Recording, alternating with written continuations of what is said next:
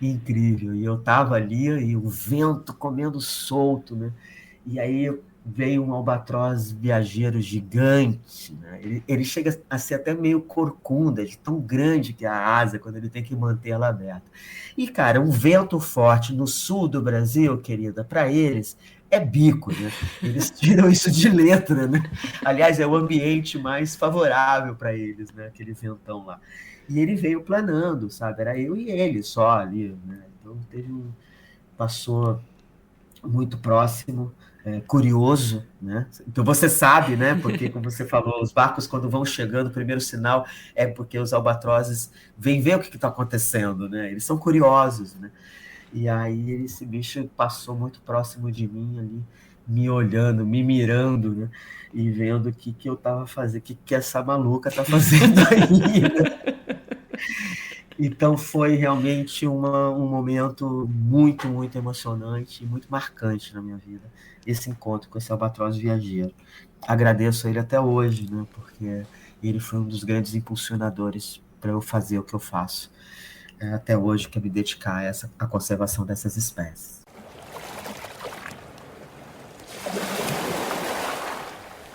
Oi, eu sou Marina Guedes e esse é o Maré Sonora, o seu podcast para navegar em conversas muito inspiradoras e de vez em quando divertidas também. Há pouco mais de um mês, uma pessoa que já passou por aqui, que é a Patrícia Palumbo, mencionou o trabalho fantástico da convidada de hoje, falou de um momento muito especial para ela, que foi uma ação junto com o músico Lenine. E aí, pesquisando, eu falei, puxa, que sensacional, vai ser um prazer receber a Tatiana Neves, do Projeto Albatroz, para falar sobre esses animais que são uma verdadeira obra de arte. Tatiana, seja super bem-vinda aqui ao Maré Sonora e super obrigada por topar participar aqui do programa.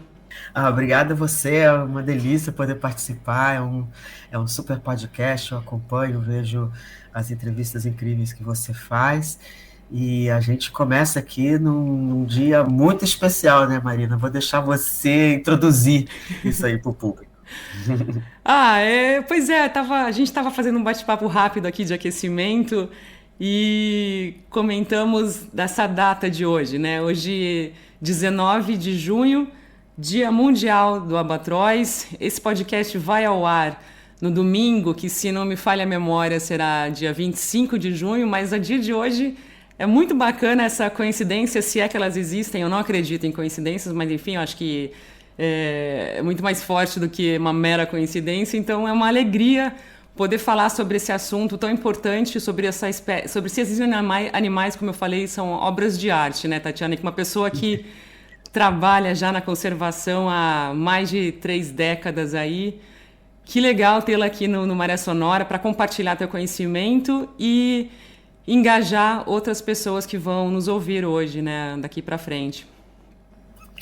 Exatamente, poxa, é um prazer enorme, né? Estamos aqui, é a primeira ação, né? Nossa, hoje, nesse Dia Mundial do Albatroz, e é um prazer imenso poder falar aqui no seu podcast, inclusive porque o Dia Mundial do Albatroz ele é criado justamente para poder dar espaço, né, de comunicação para as pessoas, né? Para que serve, né, um Dia Mundial do Albatroz? Né? Justamente para a gente utilizar para poder explicar, conversar com um pouco mais de calma, né? E contar para todo mundo essa obra de arte que eu adorei, o que é o albatroz, os petréis, a vida marinha de uma maneira geral, né? O albatroz acaba sendo um embaixador aí da conservação da biodiversidade marinha, né, Marina? Então, é super, super oportuno a gente estar fazendo isso hoje aqui com você. Eu estou aqui cheia de perguntas, cheia de curiosidades para te fazer, mas eu acho que a gente precisa situar o ouvinte aqui do Maré Sonora sobre a sua trajetória. Conta um pouquinho, se apresenta um pouquinho para quem ainda não conhece você, Tatiana. Minha história é uma história super bacana, eu tenho muito orgulho de contar, uma história bonita, né? Porque foi uma história de sonho, né? Marina. E bom, eu sou paulista, nasci em São Paulo, cresci no Rio de Janeiro, então eu sou a típica paurioca, né? Meio de cultura entre um lugar e outro, né? Muito legal. É, então assim, eu sou aquela que morava no Rio de Janeiro e passava férias em Praia Grande, sabe? Bem o oposto O da coisa. contrário, é isso que eu ia O falar. contrário. Total. Exato. E eu peguei Praia Grande quando Praia Grande ainda era, enfim, muito pouco desenvolvida, né? A Avenida da Praia nem era asfaltada, imagina você. Hoje é uma cidade super próspera e tudo mais. E naquela época, então, meus pais faziam, meu pai e meu avô faziam a pesca de molinete, né? Eles entravam na água ali, tem 3 canais, séries de ondas, né, diferentes, assim, conforme vai para profundidade. Eles iam lá no terceiro canal pescar com molinete os grandes robalos, né? Às vezes pegavam um pampo e tal. E para isso tinha toda uma trajetória, né? Tinha todo um ritual, né? De buscar o pitu de madrugada, imagina nos córregos. E eu acompanhava tudo isso, muito jovenzinha, né? Criança bem jovem, e eu via eles pegarem o pitu, eles usarem o pitu como isca viva, e pegar os peixes, etc. E isso foi me dando uma vivência com o mar, com a vida no mar, né? Eu aprendi a olhar o mar e não enxergar só aquela lâmina de água, sabe?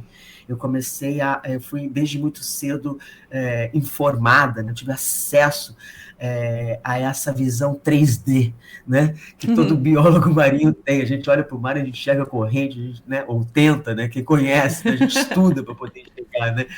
E todos os seres que estão ali embaixo d'água, eu sempre fiquei muito encantado. Então, eu fui introduzida na biologia, né, muito cedo, muito jovem, por conta de toda essa vivência que eu tive com o mar, com as pescarias e tal. E na Praia Grande, naquela época, havia a pesca do arrastão, né, feita pelos homens, né? Então era aquela, né, um homem entrava no mar trazendo a rede, né?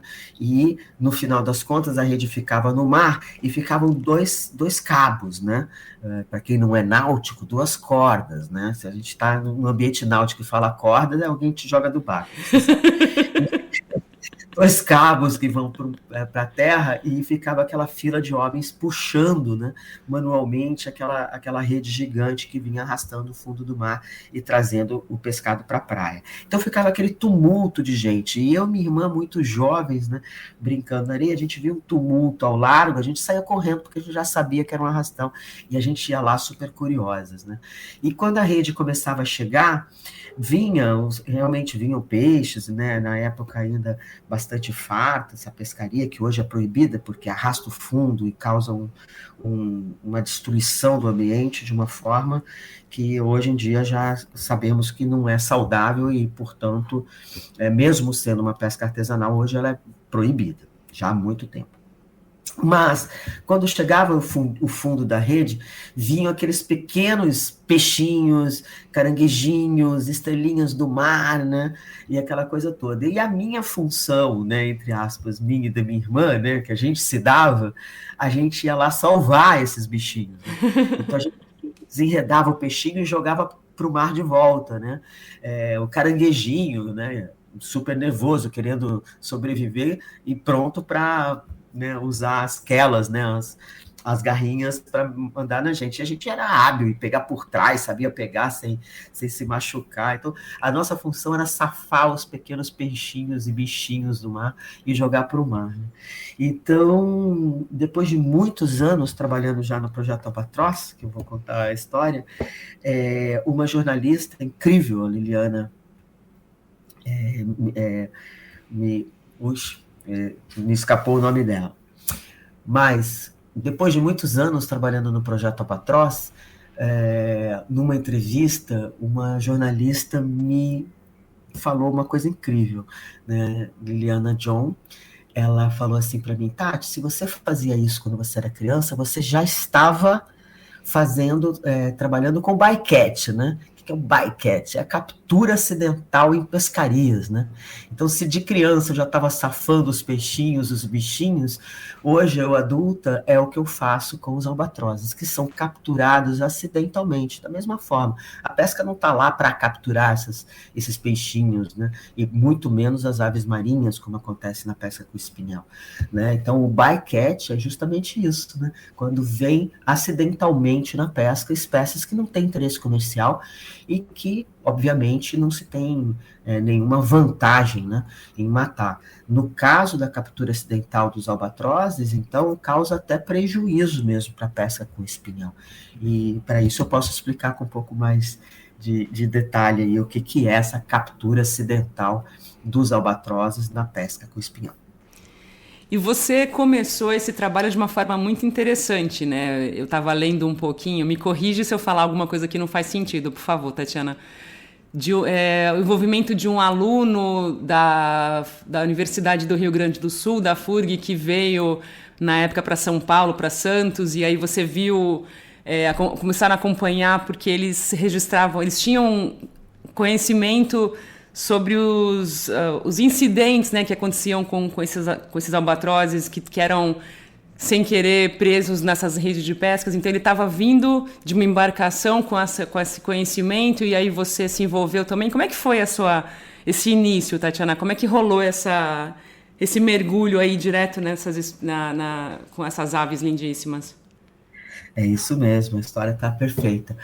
Então, eu já morava em Santos na época, né? E eu trabalhava com mergulho, eu mergulhava na Laje de Santos, no arquipélago dos Alcatrazes, já era encantada com as aves marinhas e já era conhecida como uma pessoa curiosa das aves, né? Porque na época eu era estudante ainda. E aí chegou, de fato, um estudante de doutorado da FURG, né, a Universidade Federal do Rio Grande. Do Rio Grande, né? isso. Exatamente, Universidade Federal do Rio Grande, a FURG, que depois eu fui fazer minha pós-graduação lá, né, depois dessa história. Mas, enfim, ele, o Rogério de Mello, ele era aluno lá da pós da FURG, e ele, para fazer o seu doutorado, ele fazia embarques, acompanhava os embarques, né. Bom, o Rogério de Mello, então, para fazer o seu doutorado, ele fazia embarques nos barcos de espinhel. E aí ele embarcou em Santos e desembarcou aqui. Né? Na verdade, eu acho que ele embarcou no Rio Grande e desembarcou em Santos. Né? Ele entrou num barco de pesca e passou lá 20 dias, né? Porque é o tempo que se demora numa viagem de pesca desse tipo. Né?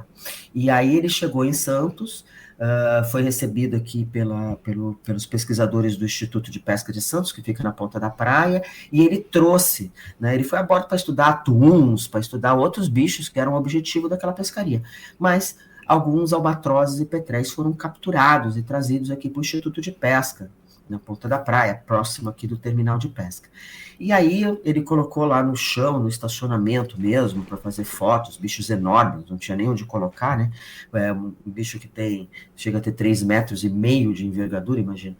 E aí ele fazendo as fotos lá, e o pessoal me chamou, falou, olha, Tatiana, chegou umas aves aqui, ninguém sabe direito que espécie que é e tal.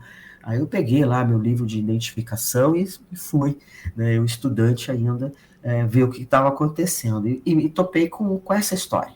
Né, esse estudante, que era aluno do professor Carolus Maria Voren, que é uma grande personalidade da conservação marinha no Brasil, professor lá da FURG, um professor holandês, que teve um papel fundamental na minha formação. Ele já falava nas suas aulas da captura acidental dos albatrozes na pesca com espinhel. E aí o Rogério, então, me explicou como isso acontecia. Eu fiquei tocada, profundamente tocada, né?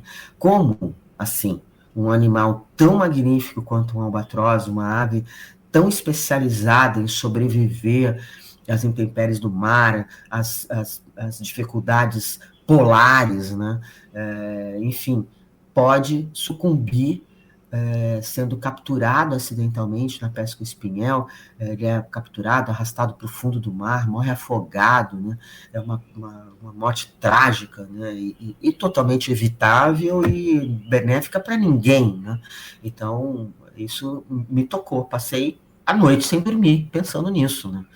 E nesse momento eu falei, nossa, eu preciso criar um projeto, né, que vise fazer o trabalho, né, junto com os pescadores, levantar, saber quando se morre, se não morre, se aqui é importante, se aqui não é importante, né? Aqui eu digo Brasil, né? Porque são aves globais, né?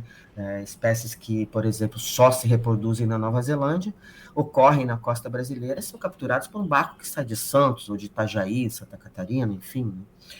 Então, foi isso. Nesse momento, eu falei, eu vou criar um projeto.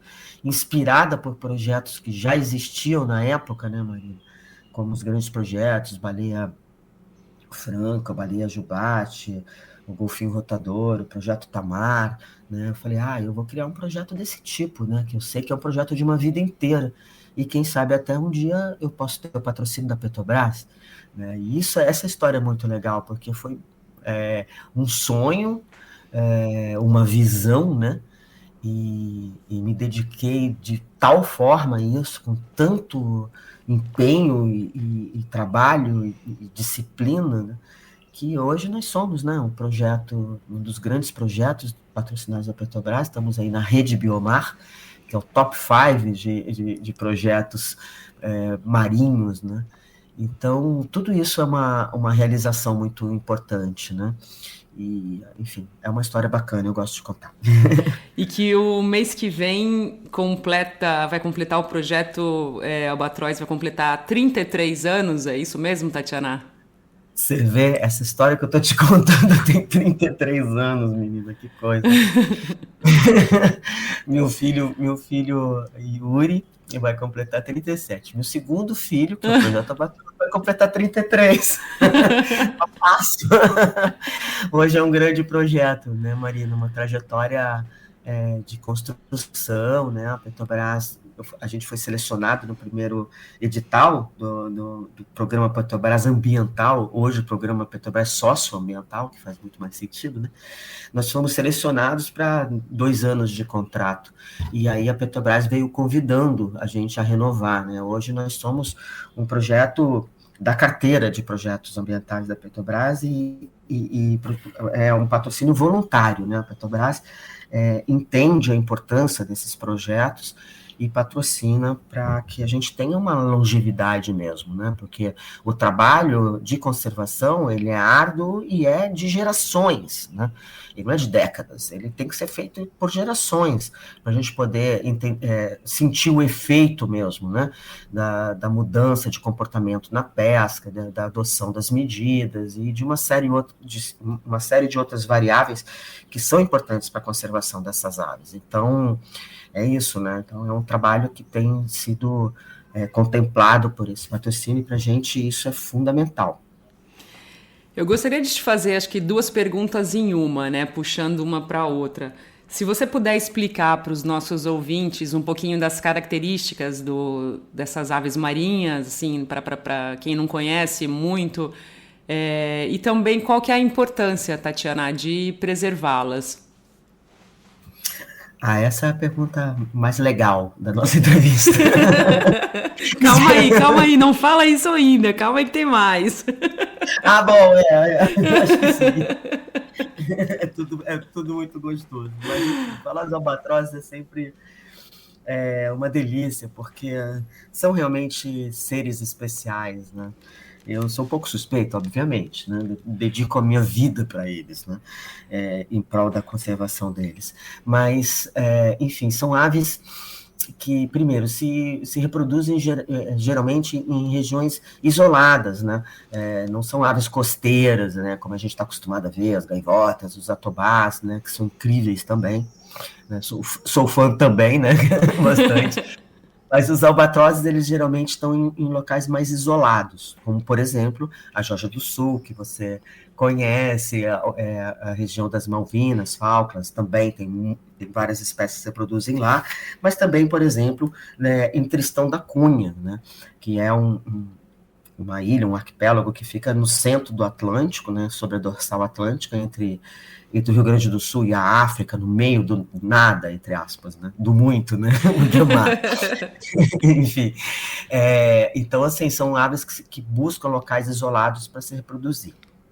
São aves longevas, né? Estima-se que vivam aí até 80 anos de idade, dependendo da espécie, e elas começam a se reproduzir tardiamente, algumas espécies com 7, outras com 10, 11 anos de idade. Então, quer dizer, ela tem 10 anos de vida imatura, né? Que ela tem que aprender a sobreviver, a se alimentar no mar, para poder, então, se tornar um adulto reprodutivo, né?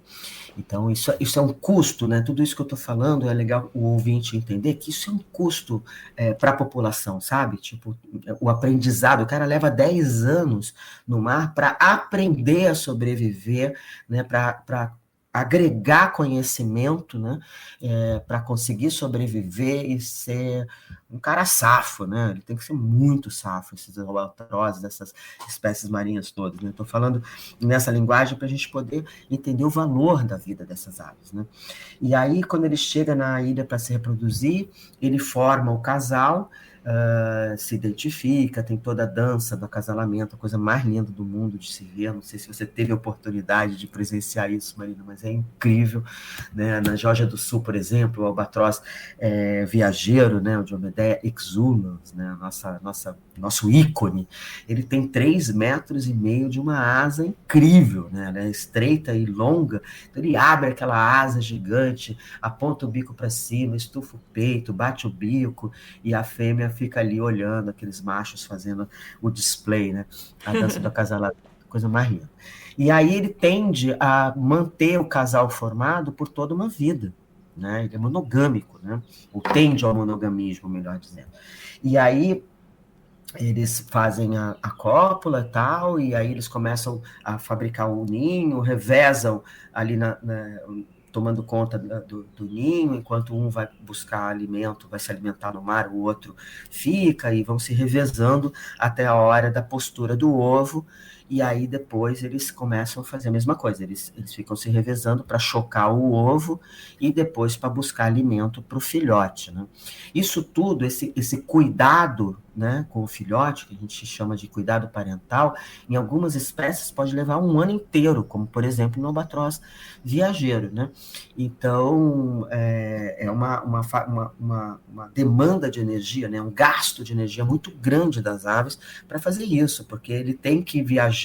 Às vezes a fêmea, por exemplo, sai da Geórgia do Sul, e você que navegou sabe muito bem do que eu estou falando, ele sai da Geórgia do Sul e até a costa do Brasil buscar alimento, né? E aí, enquanto o macho está lá tomando conta do filhote, por exemplo, a fêmea vem até aqui, se alimenta e volta para lá e regurgita um alimento semi-digerido que ela reserva para alimentar o filhote. Então, ela tem que alimentar a si mesma e ao filhote. Enquanto isso, o macho vai para o mar, busca alimento também.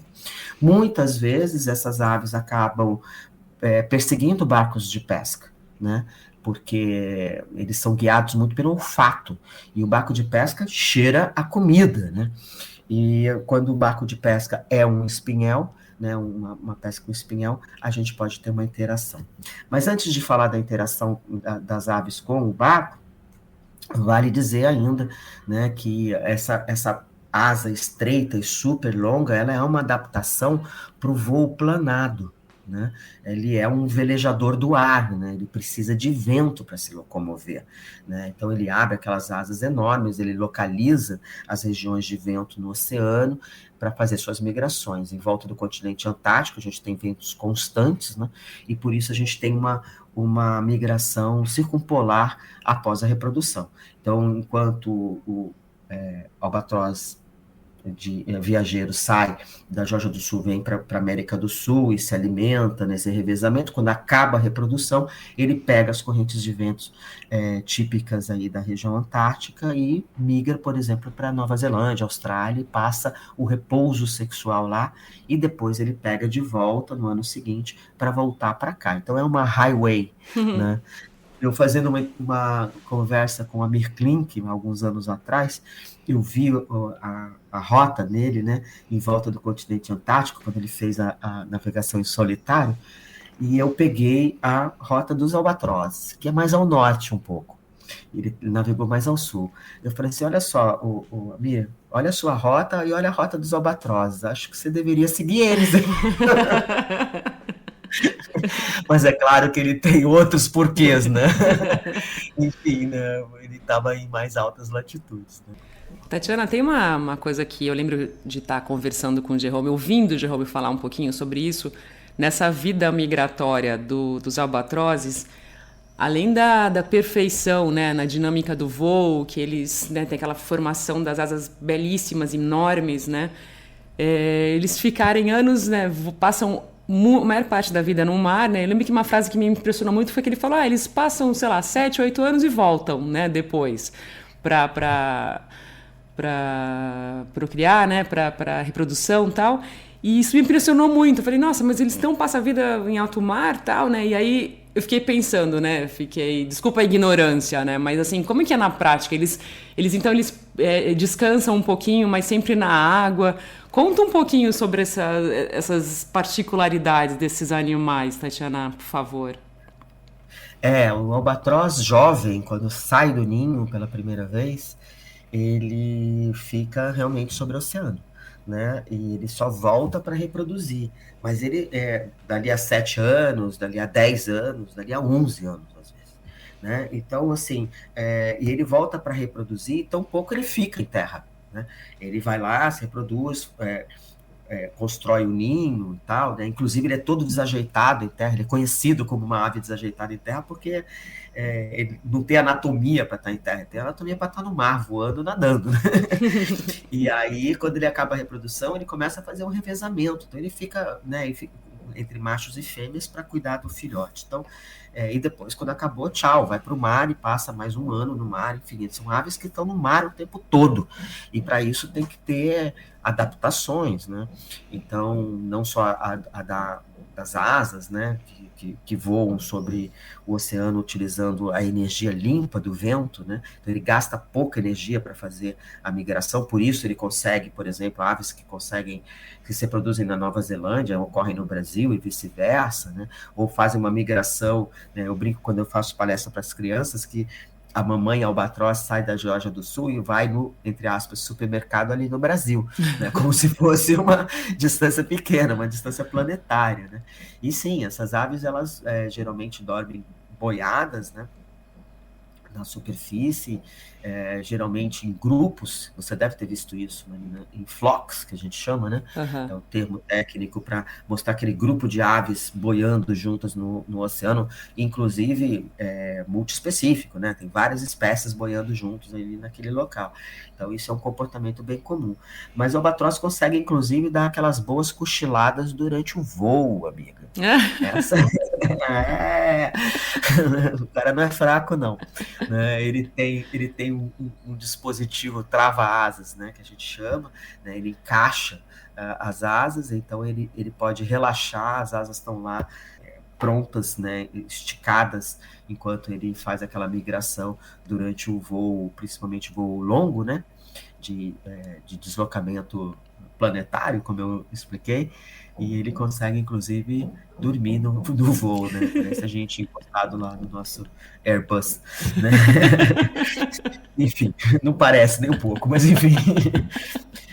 Sim, ele consegue descansar também durante essas rotas migratórias de longo percurso. Sensacional. E é isso. É importante dizer também que são aves adaptadas para as tempestades, né? São aves que conseguem viver em mau clima. E ao contrário, né? Quando para o vento, o albatroz pousa. É como um veleiro mesmo, né? Em calmaria, o albatroz não navega, não voa. Né, porque as asas são longas, adaptadas para o voo planado, ele consegue bater asas, ele consegue tomar um impulso, ele consegue fazer batendo asas, mas ele não consegue fazer deslocamentos dessa forma, né? Então, quando está aí o mar em calmaria, ele pousa e fica lá parado, aguardando o vento. Né? Então, eu gosto de brincar e dizer que são velejadores do ar, né? Porque realmente são. E você estava falando, você me fez lembrar, né? Porque quando a gente está navegando, está chegando, né? Indo mais ao sul, assim, se aproximando das regiões, da região polar ao extremo sul, um dos identificadores, dos sinais que você está se aproximando é justamente a presença, né, dos albatrozes chegando, né, começam a fazer aquela visita, né, ao barco e tal. É muito legal, é muito emocionante. O que você pode recordar, Tatiana, da primeira vez que Ah, você viu o albatroz assim, numa situação feliz, né, não de chegada dos animais machucados ou mortos, mas uma situação emocionante de vida mesmo. pois é, cara, essa pergunta é muito, muito legal, Marina, porque é isso mesmo, né? Eu passei, acho que nos primeiros 7 anos da minha, né, vida de Projeto Albatroz, era só animal vindo capturado, né? A gente tendo que identificar e quantificar, terrível. E aí, um dia eu fui a bordo do navio oceanográfico Atlântico Sul da Universidade Federal do Rio Grande, a FURG, né? A convite do professor Lauro Madureira, que estava fazendo uma expedição, ele me convidou para participar. Ai, foi muito incrível. Primeiro porque foi meu primeiro embarque oceânico mesmo, né? E o oceano é realmente tocante. É a coisa mais linda do mundo. Quando tá calmo é incrível, quando tá revolto consegue ser mais incrível ainda, né? E é muito lindo, é muito lindo. Vivenciar esse ambiente, né? Respirar e saber né, a magnitude disso tudo, né, e o quão pequeno nós somos. Né? A gente às vezes acha que nossa vida é tão, enfim, tão importante, tão central. A gente dá uma relevância um pouco exagerada à nossa vida. Quando a gente vai para o mar, que a gente entende aquela coisa toda, a gente vê que a gente é parte de uma coisa muito maior, né? Essa sensação é reveladora, eu acho. Mas, enfim. Estávamos nós navegando ao largo do Rio Grande, né, bem para fora, sei lá, umas 200 milhas, mais de 200 milhas, porque a gente estava em fundo oceânico, a gente estava num lugar com profundidade de 4.000 metros, por aí, e aí o mar começou a ficar muito ruim, e nós suspendemos a pesquisa que estava sendo feita, né, porque a gente navegava em letra grega, a gente chegava perto da costa, umas 100 milhas, subia 20 milhas, ia para fora da plataforma continental mais 200 milhas, subia mais 20 milhas, fazendo um zigue-zague na costa brasileira, amostrando as águas aí para a universidade. E eu estava acompanhando e chegou uma hora que estava realmente muito ruim e ele suspendeu. E nós ficamos capeando, né? Ou seja, aquele motorzinho ligado só mantendo o navio de proa para as ondas, né?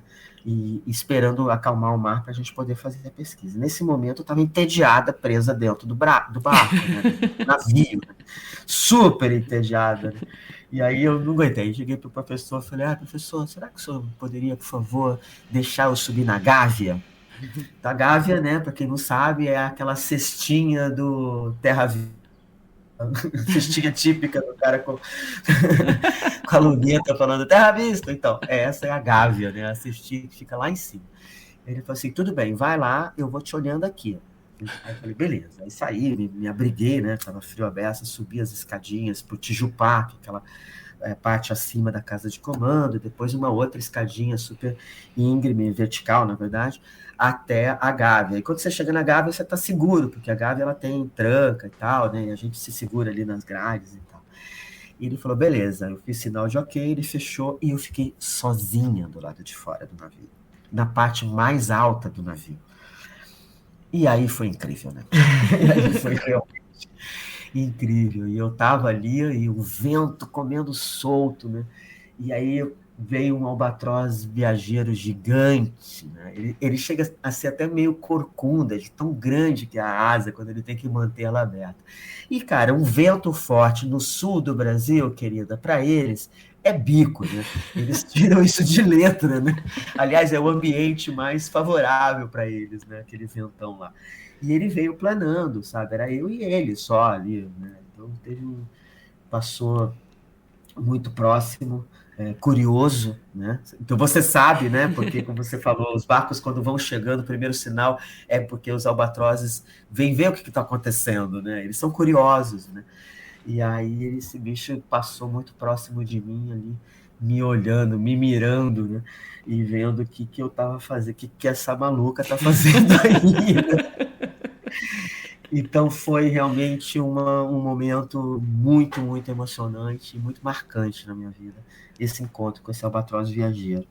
Agradeço a ele até hoje, né, porque ele foi um dos grandes impulsionadores para eu fazer o que eu faço até hoje, que é me dedicar à conservação dessas espécies. E sobre uma característica, Tatiana, eles chegam a pesar quantos quilos, mais ou menos, um grandão, assim, um adulto grandão? Você sabe que essas aves, primeiro, né, tem uma variedade enorme de formas, né? Eu acho que vale até a pena dar uma comentada sobre isso. Quando a gente fala de albatrozes e petréis, né, Marina, a gente tem aí, a gente está falando de centenas de espécies, né? Tipo, albatrozes são 22 espécies, né? 15 delas ameaçadas de extinção. E petréis é uma infinidade de espécies, mais de 100 espécies, não todas ocorrem aqui no Brasil, claro, né? Mas a gente tem uma variedade de tamanho e formato gigantesca. Por exemplo, o menor petréu de todos é do tamanho de uma andorinha. Ah, Né? E o maior de todos, né, que é o albatroz viajeiro, é a ave que tem a maior envergadura de toda a natureza. Né? Como eu falei, ela chega a ter 3,5 metros. O que compete ali, cabeça a cabeça, com o condor andino, né? Mas o albatroz ainda tem o recorde, né? Mas não são aves muito pesadas, porque elas, ao contrário, têm que ser leves, né? As aves têm uma adaptação importante para o voo, que é justamente o osso pneumático, né? Eles são ocos, né? Quando a gente come a galinha, a gente sabe, se você quebra o osso de um mamífero é uma coisa, se você quebra o osso de uma galinha, você vê que ele é oco por dentro. Isso é uma adaptação para poder voar. Então, uma fêmea, por exemplo, de um albatroz, pesa entre 6 e 8 quilos, não pesa mais do que isso. Talvez uma ave, dependendo da época, possa chegar um pouco mais, mas enfim, é por aí. Então, são aves relativamente leves, né? Para o tamanho delas. Então, é que nem um avião planador. Eu acho que é legal fazer essa analogia, porque quem nunca viu, quem não conhece, consegue compreender melhor. Né? O avião planador é aquele avião que tem o corpo delgado, né, super fino, e a asa estreita e super longa. Esse é o desenho do albatroz. Né? Aliás, o contrário, né? Possivelmente o avião planador foi projetado sobre o desenho do albatroz, né? A obra de arte do albatroz veio primeiro. Veio primeiro, sem. Verdade, verdade. Então, é justamente uma forma, uma adaptação para aves planadoras, né? Então, é isso. Acho que são aves com adaptações incríveis. Uma adaptação também bem importante que eu acabei não falando é o bico em forma de gancho, né? Ele tem aquela curva, como tem também a gaivota. A gaivota também tem o bico assim curvadinho na ponta. Isso é uma adaptação para pegar presas rápidas, lisas, escorregadias na superfície do mar, como é o caso do albatroz. Ele se alimenta de sardinha, de cavalinhas, de lulas, né? Já tentou pegar um peixe vivo na mão? É quase impossível, não é? Então, o albatroz também. Então, é uma adaptação importante para se alimentar. Ele tem patas super desenvolvidas, assim, sabe? Grandes e palmadas, que nem a pata de pato, né? Que tem aquelas membranas.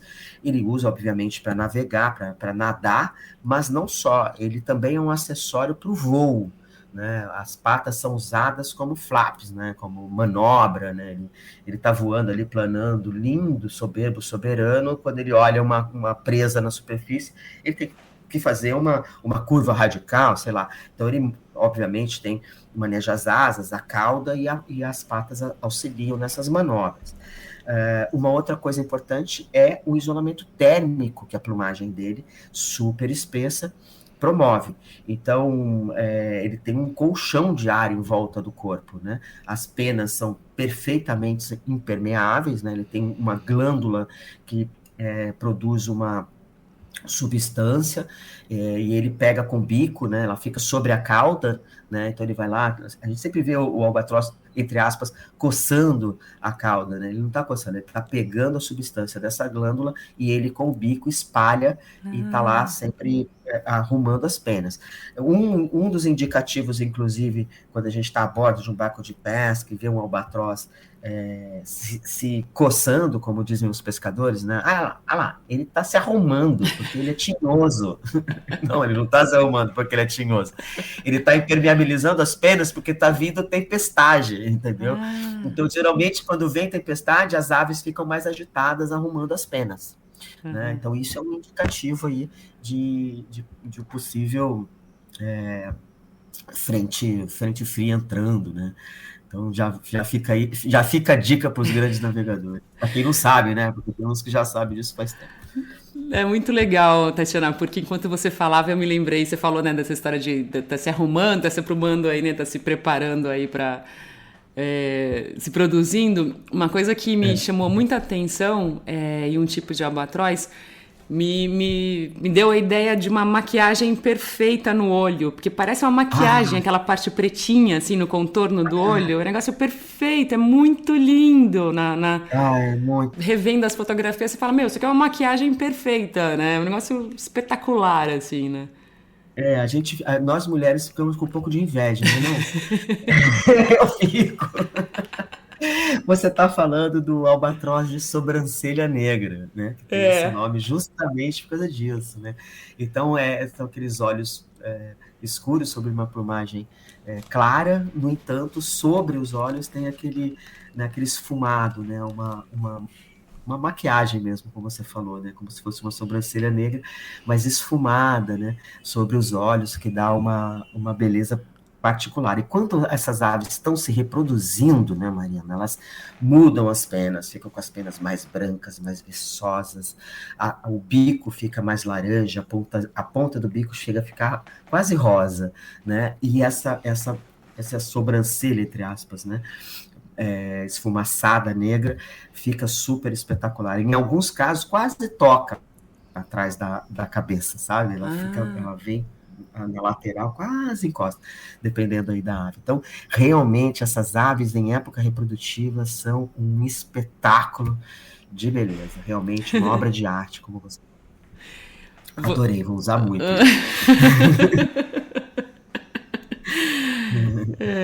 Você, como vários outros cientistas, pesquisadores, acho muito legal falar sobre isso, porque acho que para aproximar a ciência das pessoas que não fazem ciência, não tem isso como profissão, como carreira, né, vida. Eu acho legal mostrar os desafios de se fazer ciência, de trabalhar nessas regiões remotas. E aí eu vi uma foto que o Luciano Candizani, super querido, que já passou aqui no Maré Sonora, queridíssimo, fez de você nas Malvinas com um albatroz, assim. Eu queria te pedir para falar, Tatiana, sobre essas experiências em lugares remotos, assim, esses desafios na sua tarefa, na conservação. O que você pode compartilhar um pouquinho? Legal. Pois então, eu tive oportunidades raras, né, que pouca gente tem, né, de, por exemplo, visitar Steeple Jason, né? Steeple Jason é uma das ilhas do arquipélago das Malvinas ou Falklands, né? Tem aí uma disputa diplomática sobre as ilhas, né, entre o Reino Unido e a Argentina, e, enfim, e aí o Steeple Jason é uma das ilhas onde tem o maior ninhal de albatroz do mundo, um dos maiores ninhais de albatroz do mundo, que é o albatroz de sobrancelha negra, o ninhal de albatroz de sobrancelha negra. E nós fomos fazer um Globo Repórter lá, né? Levei o Ernesto Palha, né? E os cinegrafistas incríveis da Globo, fizemos um documentário muito lindo sobre aquela região. E assim, é um local inacessível mesmo, né? Além de ser inacessível naturalmente, geograficamente, né, a gente teve que pegar uma série de... pegamos um voo a Santiago, Punta Arenas, depois Port Stanley, depois pegamos um voo da Figas, né, um aviãozinho minúsculo com 9 lugares, até a ilha de Carcas, que já é uma ilha distante aí das ilhas centrais das Malvinas, e depois nós tivemos que navegar 9 horas para chegar lá, né? Então, assim, uma aventura total, né? no Mar Grosso ainda, né, os mares do sul e tal. E aí, lá também não é um local que é permitido visitação, né? É uma ilha protegida, uma unidade de conservação, e a cada 5 anos, as Falklands Conservation, que é a BirdLife, né, de lá, né, afiliada à rede da BirdLife, tem a permissão de entrar nas ilhas para fazer o censo das aves, né? E aí, nessa oportunidade, eu pedi para ter a permissão de ter a equipe da Globo junto com a gente. Então, quer dizer, foi assim, tipo, espetacular, né? Foi uma oportunidade única. E eu fui lá, então, ajudar eles a fazer um censo. É super complicado chegar, como eu falei, é difícil ter acesso, e tem que ser mesmo, porque tem que ter todo um cuidado, tem todo um protocolo para poder chegar nessas ilhas, porque a introdução de patógenos, por exemplo, a gente pode levar um vírus, uma bactéria, que para a gente é inofensivo, mas para as aves pode ser fatal. Né? E essas áreas isoladas, essas aves não estão preparadas para lidar com esses patógenos, por exemplo. Né? A gente, agora, depois da pandemia, fica um pouco mais fácil da gente explicar o quão impactante pode ser um vírus ou uma bactéria, enfim, né, um agente que cause uma doença, o quão impactante isso pode ser para uma população. Para as aves isso acontece bastante, né, e acaba que nós, dentro dessas ilhas, somos um veículo, né, potencial de levar uma coisa dessa para dentro da ilha. Então, realmente tem que ser, alguns locais têm que ser muito protegidos. Inclusive, isso é um assunto que é tratado no turismo antártico, né? Tem toda uma rigidez de protocolo, tem que trocar sapato, tem que limpar, tem que fazer, enfim, não pode entrar com material orgânico, né? Tem toda uma preocupação em relação a isso. Então, essa é uma ameaça importante também para as aves, né?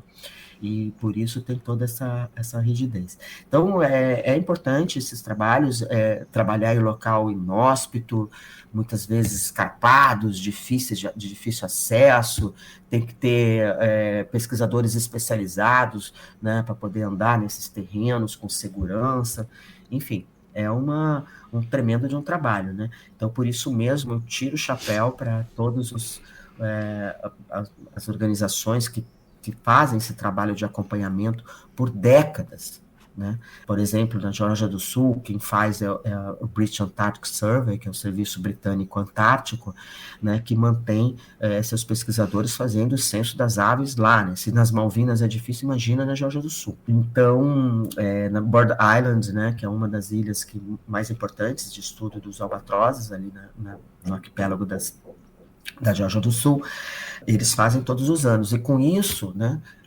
dados comparativos de décadas, né, começando em 1960 e não sei, enfim, muito tempo atrás, então a gente consegue ter a linha evolutiva do número populacional. Foi aí que se detectou, na verdade, que essas populações estão declinando, né, fortemente. Né? Então, a gente vê os gráficos e é avassalador. Né? A gente vê o gráfico da quantidade de casais reprodutivos ao longo dos anos. Né? Vem diminuindo muito. E foi isso que alertou a comunidade internacional sobre o declínio e a ameaça que essas aves estão sofrendo. E aí começou a se fazer um levantamento e um estudo para saber o que causava, né, esse declínio. E certamente o problema principal de ameaça, né, que vem trazendo essas populações, em alguns casos, à beira da extinção, é a interação com a pesca e a captura incidental, né, principalmente nas pescas de linha e anzol, como é o caso do espinhão. Tatiana, você falou um pouquinho aí da Geórgia do Sul e aqui, especialmente para mim, um pouquinho antes da nossa gravação começar, você falou que já conheceu o Jérôme Poncet, com quem eu viajei agora no começo do ano. Eu queria te pedir para explicar melhor isso daí. Eu fiquei super curiosa. O que você pode falar? Como é que você conheceu ele? Conta um pouquinho dessa sensacional história que eu imagino que deve ter sido. Ai, cara, foi muito legal. O Jerome é um ser humano meio incomum, meio não, totalmente incomum, né? Uma pessoa fora do padrão. Bom, esse aqui é o episódio aberto dessa quinzena. Se você quiser chegar até o final e conferir tudo que a gente conversou, basta ser um apoiador ou apoiadora aqui do canal. E isso pode ser feito através da chave Pix, podcastmariasonora@gmail.com. A sua contribuição pode ser no valor que você quiser, não tem limite mínimo ou máximo.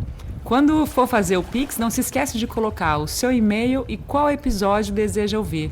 Assim eu te envio por e-mail exclusivo o link para você conferir através do YouTube. Bom, se você não mora no Brasil ou não usa o Pix, a solução é ser um apoiador ou apoiadora do Maré Sonora através da nossa campanha na plataforma Catarse.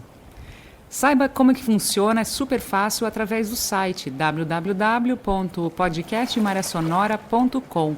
Na seção Apoie tem tudo explicadinho e você pode participar dessa forma. Muito obrigada, a gente se vê no próximo episódio e, como sempre, bons ventos!